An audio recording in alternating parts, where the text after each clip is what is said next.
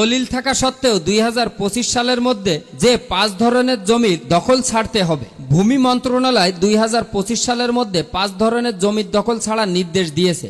এমনকি দলিল থাকা সত্ত্বেও সম্প্রতি জারি থাকা একাধিক পরিপত্র ও প্রজ্ঞাপনে স্পষ্টভাবে উল্লেখ করা হয়েছে এসব জমি অবৈধভাবে দখল থাকলে সেগুলো ছাড়তে হবে এবং প্রয়োজন হলে আইনি ব্যবস্থা গ্রহণ করা হবে। এ বিষয়ে সরকারি পরিপত্রে বলা হয়েছে, দলিল যার ভূমি তার এই ধারণা সর্বক্ষেত্রে কার্যকর নয়, কারণ অনেকের ক্ষেত্রেই দলিল বৈধ হলেও জমির মালিকানা এবং দখল আইনি ভিত্তিতে বৈধ নয়। সরকার চিহ্নিত করে 5 ধরনের জমি বা দলিল যেগুলোর ক্ষেত্রে দখলদারিত্ব বাতিল করে জমি ছাড়তে হবে। ছাপ কবলা দলিল, যেসব ছাপ কবলা দলিল উত্তরাধিকার বন্টন ছাড়া কোনো অরিশকে বঞ্চিত করে করা হয়েছে সেগুলো বাতিলযোগ্য। বঞ্চিত অরিশ আদালতে মামলা করলে দখলদারের দলিল খারিজ হয়ে যাবে। হেবা দলিল, যদি কোনো হেবা দলিল সত্য ভঙ্গ করে, যেমন দাতার পূর্ণ মালিকানা না থাকা, হেবার গ্রহণের যথাযথ প্রতিক্রিয়া অনুসরণ না করা, তাহলে সেই হেবা দলিল বাতিলযোগ্য বলে বিবেচিত হবে।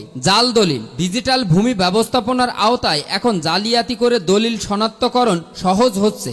সাব রেজিস্ট্রার অফিসে দুর্নীতির মাধ্যমে করা দলিল বাতিল হবে যদি প্রকৃত মালিক আইনি প্রমাণ হাজির করতে পারেন। খাস খতিয়ানের সম্পত্তি, সরকারি খাস খতিয়ানে থাকা জমি যদি কেউ SARS খতিয়ানে নিজের নাম করে বিক্রি করে থাকেন, তাহলে সেই দলিল বাতিল হবে এবং জমি সরকারের অধীনে ফিরিয়ে নেওয়া হবে। প্রয়োজনে জেলা প্রশাসকের মামলা লড়াইয়ের নির্দেশ দেওয়া হয়েছে। যুদ্ধ পরবর্তী সময়ে পরিত্যক্ত হয়ে যাওয়া অর্পিত সম্পত্তি যে কোনো ব্যক্তি দখলে রাখলে তা ছাড়তে হবে। ভূমি মন্ত্রণালয়ের নির্দেশ অনুযায়ী এসিল্যান্ড ঘটনাস্থলে গিয়ে এই জমিগুলো আলাদা করে চিহ্নিত করে সরকারকে বুঝিয়ে দেবে। ভূমি মন্ত্রণালয়ের পরিপত্রে আরো বলা হয়েছে, আদালতের রায় ছাড়া এসব জমির দখলদারিত্ব ব্যবহৃত করা যাবে না। এর ফলে যারা বছরের পর বছর এসব জমি ভোগ দখল করে এসেছিলেন তাদের এখনই আইনি প্রস্তুতি নিতে বলা হয়েছে। পরিপত্রের মূল উদ্দেশ্য সরকারের নিজস্ব সম্পত্তি পুনরুদ্ধারের জন্য জনগণের অধিকার প্রতিষ্ঠা করা।